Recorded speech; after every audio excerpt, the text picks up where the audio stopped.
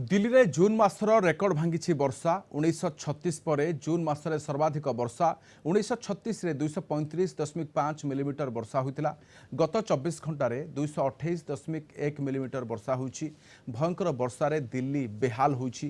केउठी बस बुड़ी तो केउठी कार बुड़ी। मिंटो रोड रे एक कार संपूर्ण भाव में बुड़ी जाइथिबा देखिबाकु मिलुछि।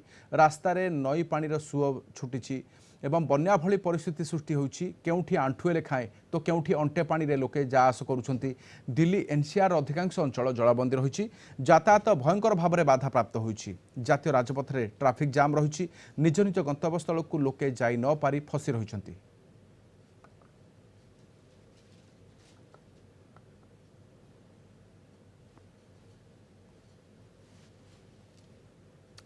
सेपटे मध्यप्रदेश जबलपुर विमान बंदर में नुआ टर्मिनाल भुशुड़ी पड़ी।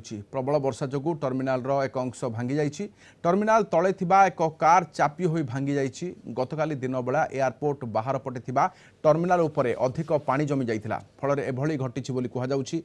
टर्मिनाल भुशुड़ीबार कारण संपर्क में तदंत कराजिबो बोली विमान बंदर कर्तृपक्ष कहिसंती।